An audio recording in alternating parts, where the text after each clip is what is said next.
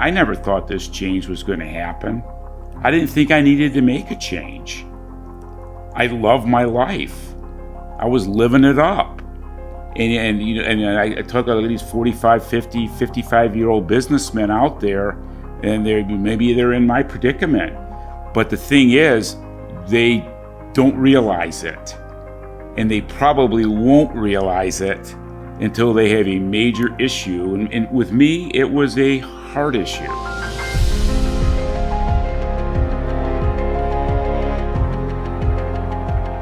Welcome back to another Rest, Eat, Move podcast. And today it's a lucky day for me. So it's a day that I've been looking forward to.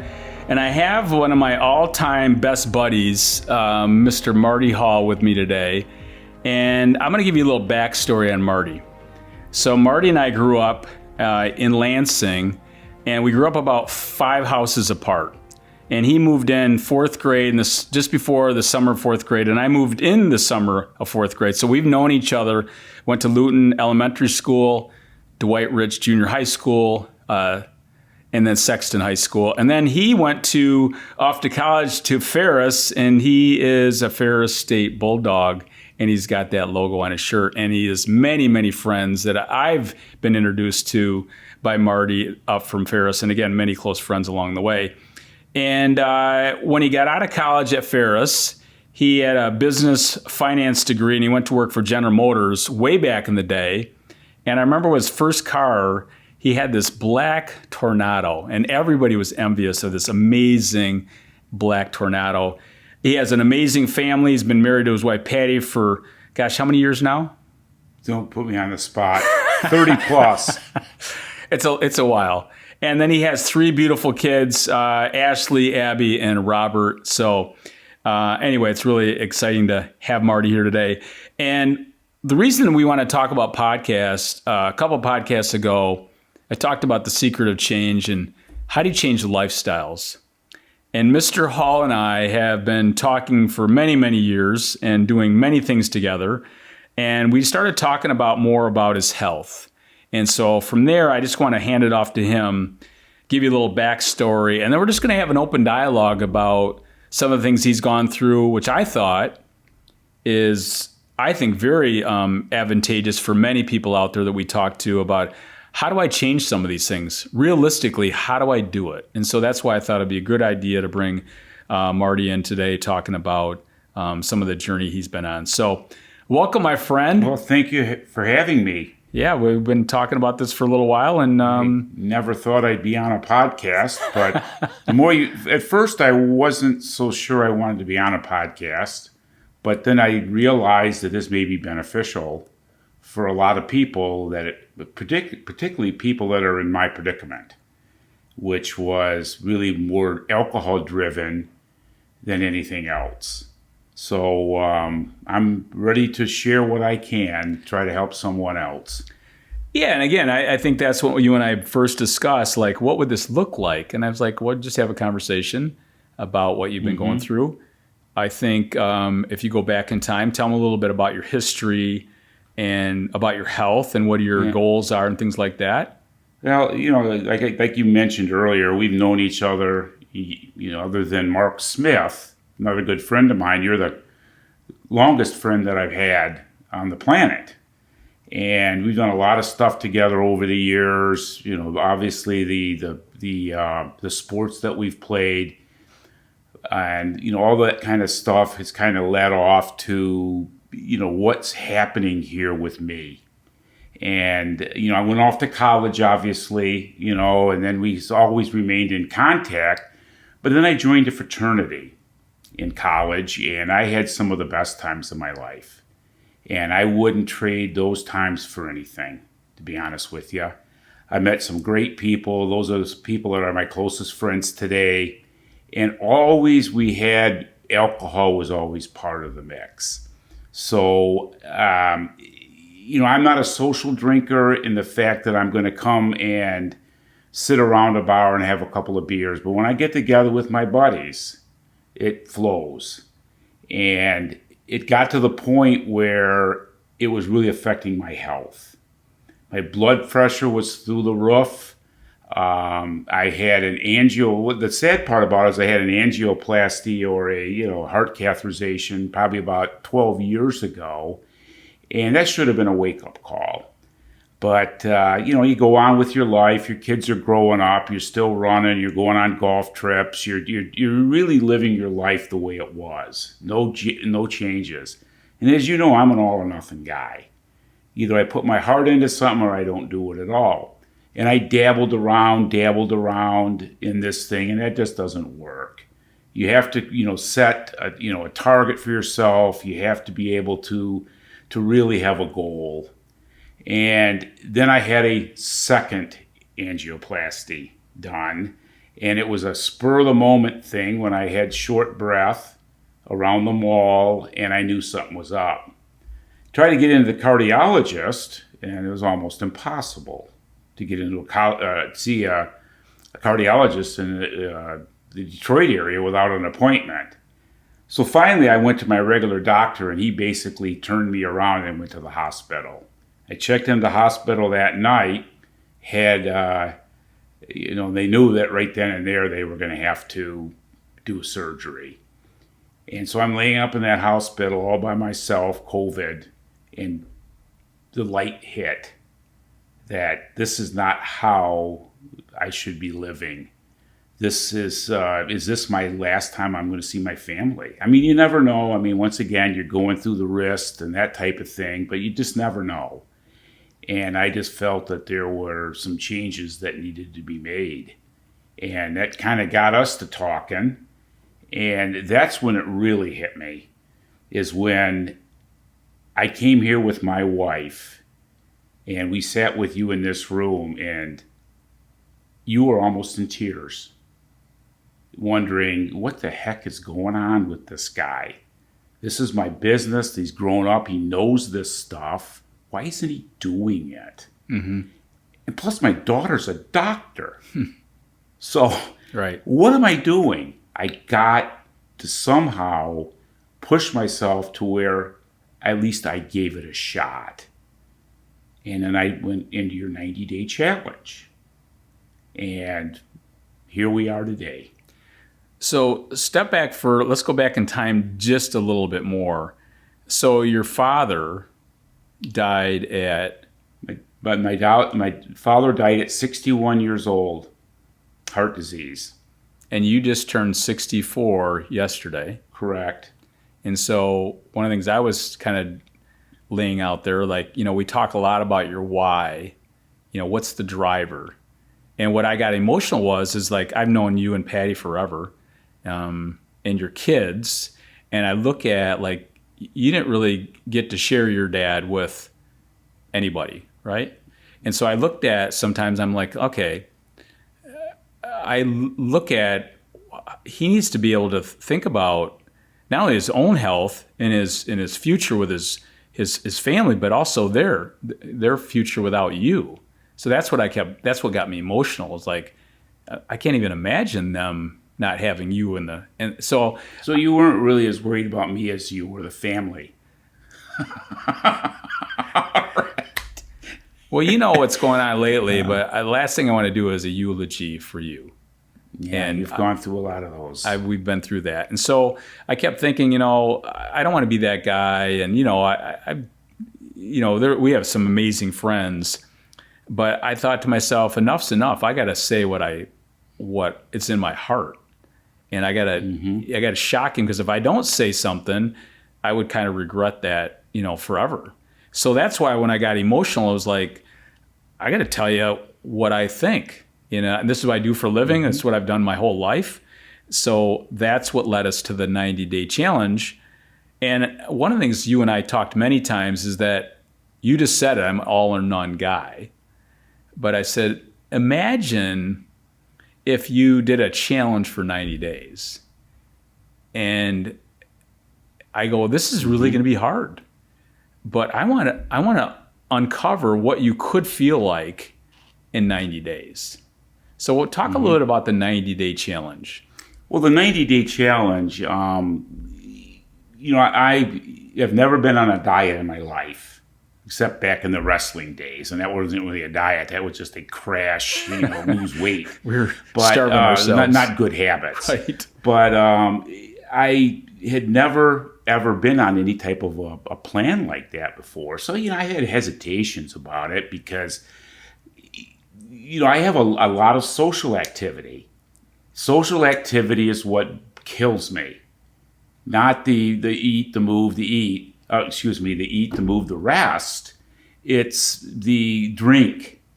And this whole 90 days, the hardest part was the drink. I know that's not one of your 4 things, but it's part of your eat. But it's the toughest because I had plans. I had some meeting up with some friends down in Florida. I had my daughter's birthday in Pittsburgh. I had a lot of things going on, so I knew right then I had to basically not drink at these events, which was very difficult. I mean, everybody else is having fun, but here I am just drinking water. I did try a couple of non-alcoholic beers, but that was junk. Okay, that did nothing except put calories in the body. Okay, so that was the hard part. But I said to myself, can I do this? I have to do this. I have to do this for everyone that needs me. Right. So I just kept at it. I got through the first month, and that was pretty easy for the most part because I got through those hurdles of those planned events. But then I was ducking things. I was ducking doing things with friends because I didn't want to put myself in that temptation. I got to get to the 90 first. I got to see if I can do it. So I got there, and all the way along the road, I felt great. I could see my body shaping up. I could see the love handles going away. And a lot of it was driven by drink. Because like I told you earlier, when I drink a bunch. I drink tons of beers. Right. Okay, it's not a mix or anything, but a ton of beers. And so do my handful of buddies that I play a lot of golf with. Mm-hmm. And here we are coming up to summer. So how do we handle that in the future? But that was what was really at the top of my mind is how can I avoid alcohol? So I avoided situations that would put me in that. So now that we're to the 90 days, now how do I adapt? How do I adapt that lifestyle into my life? And I'm still feeling my way.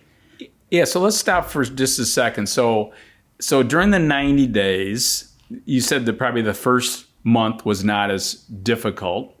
But then as time went on, you started looking at social events. I don't want to be around that.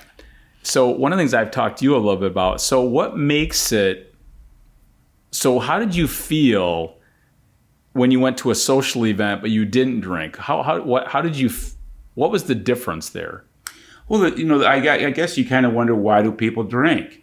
And a lot of people drink, and maybe most people, because they like the way they feel.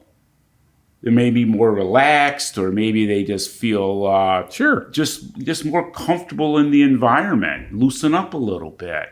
But it's kind of been that way for me. I mean, I don't need to drink to go have a good time. I think I pretty much proved that. But it really helps having a couple drinks, especially when your body's trained for it. Right. And I think my body was trained for it. And and it was kind of it wasn't like I had any alcohol withdrawals. I never really felt like I was an alcoholic. Even a lot of people can say that. And that's another reason why I wanted to prove to people I wasn't an alcoholic. Mm-hmm. Somebody who's going through the shakes and things like that. But I thought that it was all handled quite simply by removing myself from these social situations. And then you told me too, like your energy level was better. You wanted to move more. You were sleeping better. Just everything about it, around it. So you really, like, the curtain just opened up and like, oh my gosh, I feel incredibly I don't feel foggy. I'm this and that. And like you said, you were probably very conditioned, and now you're not conditioned. Well, one of the things that you always say, well, man, you paid for it, with the drinking. But the next day is hell. I mean, especially the older you get, it is hard to recover. And it's almost, in some instances, a wasted day. I mean, you don't do nothing much. And it can really weigh on you mentally to say, and I'm retired now, so it's not like I've got a weekend that I'm blowing a day that I could have had fun because I'm hungover, but it just wears you down physically and mentally. Yeah, and especially as you get older, you're like, I don't want to waste. I want to feel good. Like you told me when I get up in the morning now, I'm like, I'm refreshed. I feel good. I'm not foggy. It just kind of leads into that. So was there any like mind games you played with yourself during that 90 days? The self-talk, what was that like? What was the self-talk like?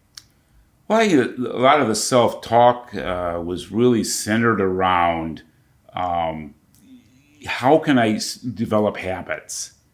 How can I do stuff that is going to make me continue?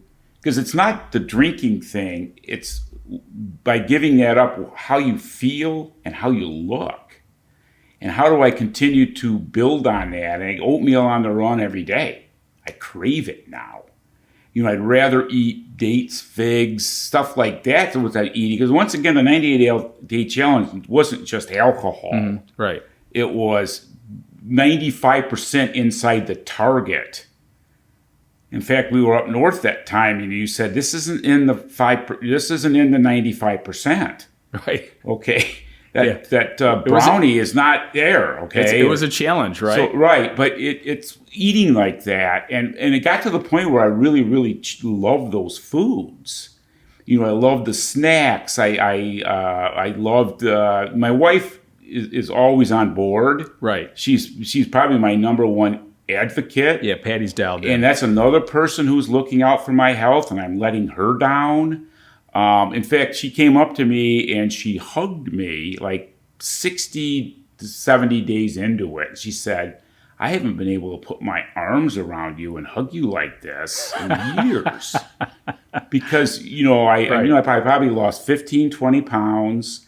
And I just felt like and when the 90 days hit, and I made it to 90 days, I was down in Florida, and my daughter was with me. We had a celebratory beer. And I felt really proud of doing that. And my daughter and my wife was down there with us. They were also very energetic about what I had accomplished. But once again, that could all go to hell quickly with more bad habits. So I'm really, because I'm not done drinking with my life. I'm not, but I am really tapering it back. Right. To the point where I can have that a part of my life comfortably. So you go through this challenge, 90 days, because 90 days is 90 days. I mean, it's not 30 days, 90 days. And so when you and I talked, I wanted you to go a period of time where I think you would really, it'd wake you up to see how you could feel. That was my intention. Your intention was, can I do this? My intention was, if you can go down this path to a certain level, I think you're going to crave this probably maybe more than you're going to crave that. So, and I talked about that a lot. But one of the things that you mentioned, 2 words that you kept saying up north when we were up there, it's hard. It's hard. It's hard. And I don't know how many times I heard that from you. I don't know if you were mocking me. No. But it was, and I'm thinking, okay. And then you said, how's it going? You're checking in with me all the time. Once again, that's about accountability and doing your checks. See how you're doing. I mean, and, I was proud to say that I was not wandering. Right. But I really, because you know me longer than just about anybody. Yep. I'm not a dabbler. Mm-hmm. But you said this earlier, I know you're very disciplined. And if you decide, then you're going to decide. You finally decided. And one of the things I said to you 100 times, hey, bro, we can't be dabbling anymore. Dabbling is over here. people dabble all day long. Okay, that's great, whatever. In a small, we talk about baby steps and one step at a time and all that. But I really wanted you to go more full in. And a big part of that was your social drinking. And now you realize, like, okay, now coming out of this, as you said, we talked about this, we don't know where this is going to go. And there's so many people out there that can I bring that back into my world? And you would like to bring it back in the world, but it would be different. Is that what you're thinking right now? It's got to be different. It will be different. Yeah, it has to be different. It has to be because it's just going to lead me down that same path. Right. And once again, it's the experimenting and understanding, when to do it. And, it's like whether you want to crave a piece of chocolate cake. Right. You pick and choose your opportunities. Correct. But there was a lot of times when I would just be, drinking, like 4 or 5 beers in an hour. The night had just started. I mean, that's just because that was just my mantra, really, right. is how I did things. But I can't see myself going back to that because I got some serious issues here with my health. Right. So we talked about your blood pressure. You talked about the heart. Big part of that's gut health. And if you're drinking too much, you're not going to have good gut health. You're not going to have good sleep. So anytime you drink too much, you're going to have broken sleep, especially you're not getting enough REM sleep, which is a big deal for people. Your GFR, which is a kidney function, that's not going to be where we want it to be. So all those things from a health standpoint. But I think the biggest thing I want the people who are listening to it right now or watching this is that the hardest part is you had to decide. That's why I kept saying this can be hard. Because a week goes by, you're going to be tempted all the time. It's always going to be, whether it's food. Kristen says it's the best. If I'm going to eat chocolate cake, it better be good chocolate cake. If I'm going to have a beer, it better be a good beer. IPAs now for me. And then I need to have it need to be a good occasion to do this. I'm not just going to randomly do whatever. And I love that philosophy because now I can eat or drink or do whatever I had. Now I can pivot which makes it personal to you. So now the challenging thing is for you to figure out what does that look like. And probably, and I think everybody's like this to a certain extent, you can never completely, you have to have some bumpers, you have to have some guards along the way, like when's enough is enough, right? Yeah, and I don't know exactly what my wife is one that will be, she doesn't nag me, about any of this kind of stuff, but she's concerned, and this can't be a 90-day, okay, I did it, let's move on to the next thing, right. And that thing, what really hit me was, I can't remember if it was Ashley or Abby, one of my daughters, she said, Dad, what's really crazy about this is, one of your best friends from life forever does this stuff for a living and he's really good at it, and he's basically, people come from all over to see him. You can see him for free. And you don't, and we do get together, we get together a lot, but we've never crossed this bridge because you have been around the characters that I'm around, and you know how tough it must really be. I mean, you've seen it firsthand. Sure. But it's something. And I think the other thing too, again, reason why I want you to be on this podcast, but you always the tide raises, the ships go up. And so sometimes people can see that it's going to help somebody out there that is struggling with social drinking.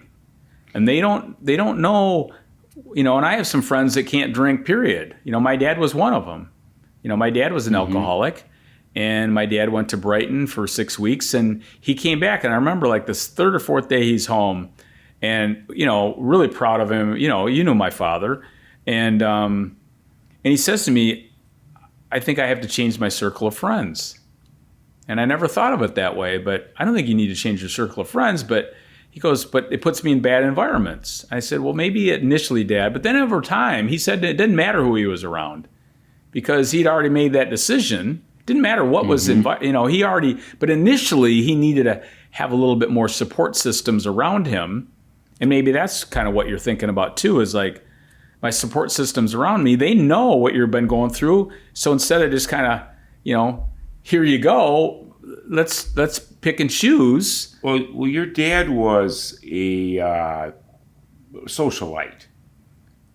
Very similar to the people that I hang around with. For sure. Country club member, business deals, trying to get connections, on and on and on. And I have a lot of friends like that.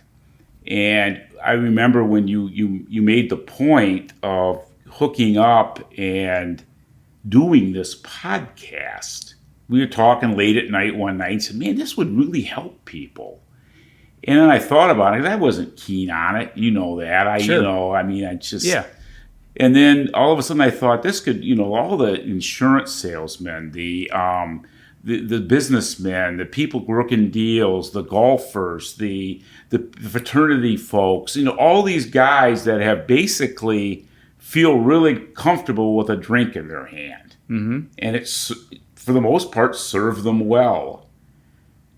And if this can help in some way, for someone down the road, how to somehow manage that, because sooner or later something's going to happen, and it's probably going to be bad.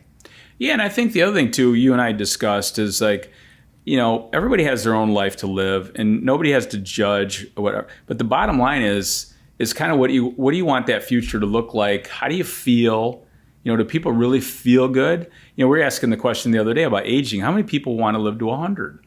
Hardly anybody really wants to live to 100 because they don't want what it looks like. But imagine what it could look like, where you have more vibrant health and stuff like that. So sometimes when you think about the social drinking, I look back to my father and all of his circle, and most of the men died. I use the men at this point, but most of them died in their 50s and early 60s. I had two fraternity brothers that were very dear and close to me, died before they were 60 years old. Right. And I really can't say that alcohol didn't have a part. Right.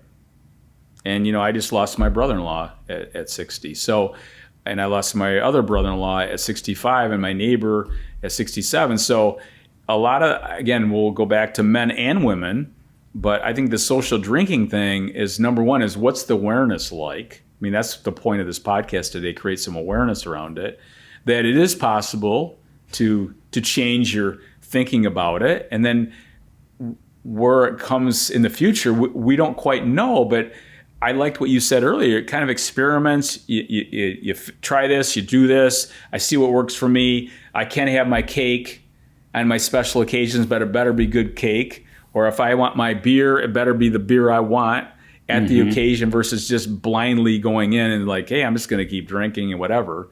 I remember a couple years ago, we were at my brother-in-law Pete's place at Mullet Lake, and you and I had a beer together. Yeah, it was the first time I've seen you drink a beer in like 10 years. A special occasion. I was hanging out with my buddy at Mullet Lake.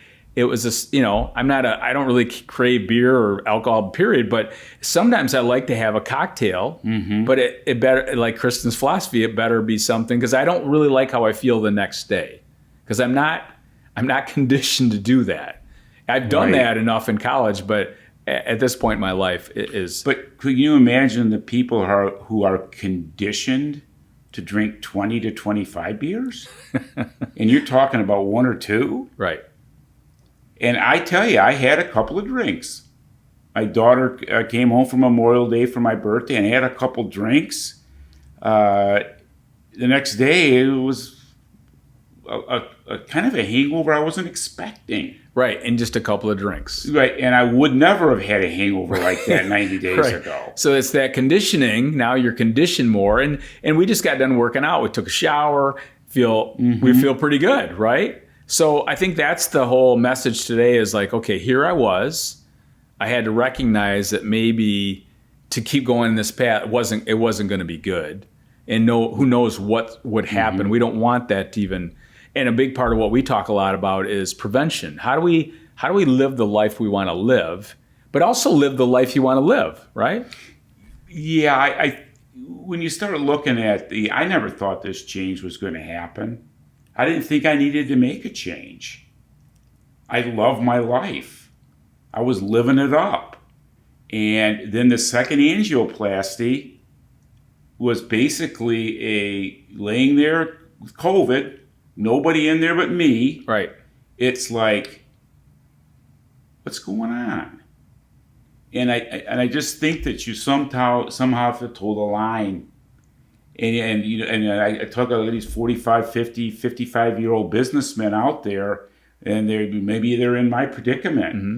But the thing is, they don't realize it.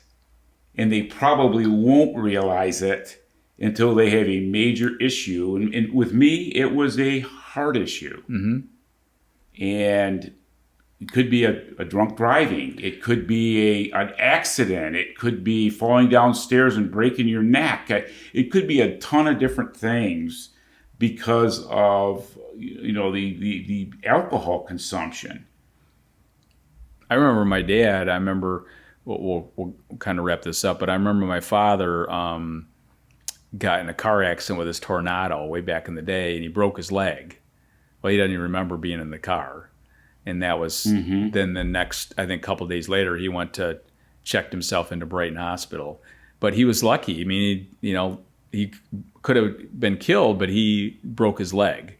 And I remember later on, that was his kind of a wake up call. Like, okay, that's, and a big part of that, my grandmother kind of intervened too. Like, hey, what are you doing here? You got a young family, not so much young anymore, but, young enough. So it was kind of a wake-up call. But I saw that firsthand from him. But there was no dabbling for him. He had to stop, and he knew he couldn't go back to that path over time. And I think that's the point today is, like, how many people are out there aware or don't have the self-awareness that maybe they do drink too much, or they could feel a lot better, or maybe they're going down a path where their health is really moving in a bad direction, but they're not quite even aware of it. The blood work looks okay, but they got a lot of signs and signals that something's not moving in a great direction. Well, I think the awareness piece that people are missing is maybe it's not you, it's other people that care about you. Right. And if you're continuing down this path, and a lot of people can manage it. Mm-hmm. I mean, it's not like everybody is drinking has. Yeah, to this is not right. That's not our message today. Yeah, I'm talking people who are so in tune to social drinking that it becomes an absolute big aspect of their life. Right. You get together. First thing you do is, where's the beer? Right. And it could be 10 o'clock in the morning. Yeah, it could be wine. It could be a mixed drink. It could be lots of things. But right. But just the awareness that there's other people that are involved in this besides yourself. Right. And I think one of the good awareness that I have with some of my clients when we talked in seminars or whatever, but could you go 30, 60, 90 days without an alcoholic beverage? And you didn't know if you could do that or not. And now you do. I think in the back of my mind, I knew I could. I really did. I wouldn't sign up to do 10 perfect push-ups. Okay, not the way you count them. No, but okay? But that was really okay, 90 days. 90 days is going to be hard.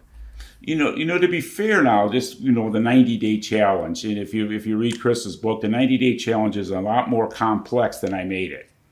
Okay, I called it the 90-day challenge because I had my own parameters around it. Correct.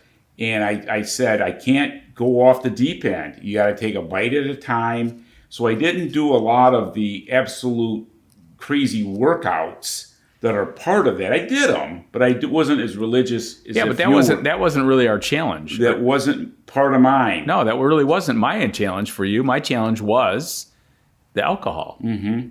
That was the challenge. Do you remember when you were talking to me in this room we're in right now? You said, when do you want to start? You got to make a commitment. When do you want to start? And I said, how about Monday? And you said, well, so soon. I said, let's get going. Right. Summer's coming. Yep. It's February 14th. But again, I wanted you to decide this is the day that I'm doing it. And you kept working backwards, 90 days. I got 77 days under my belt. I got 83 days under my belt. You kept working backwards, and that's the key. I think for many people, they have to decide. That is the big, what do you want? And understand what you just said.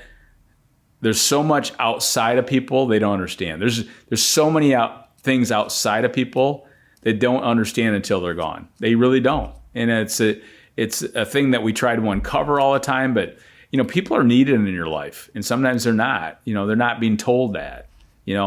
As I talk about, sometimes I talk about my dad, and I told him all the time how much I loved him, but I rarely told him how much I needed him. And I think that's what that's what I got emotional with you in this room. I'm like, you got 4 people in your world that are counting on you all the time. And then there's probably other people in that world on top of all your friends. I mean, you have amazing, really close friends. And I always told you this: a friend is a gift, a present you give yourself. You have a lot of good presents, right? So big. And again, you've lost some really close people in your life. One of my best friends. Best friends, yeah. Eulogy at a funeral. I mean, 50. He's probably 50 years old. I mean, you and E. I remember that. I remember like it was yesterday. Yeah. And then again, you see the stuff that goes around that. So, all right. So as we wrap this up, I want to keep this conversation going. I'll let the listeners and the viewers know how my buddy's doing. So I will report back. Hey, this is what I'm doing, how I'm doing, whatever. We'll keep that going. Is there anything else you'd like to share with a couple parting thoughts? Anything you want to share before we sign off today? Well, I kind of think I hit most of it. There was one, I had a thing on my desk at work when I was, still at General Motors, and it was a thing that my daughter had given me. And this is the type of thing, and I looked at it every day. To the world, you may be one person, but to one person, you may be the world.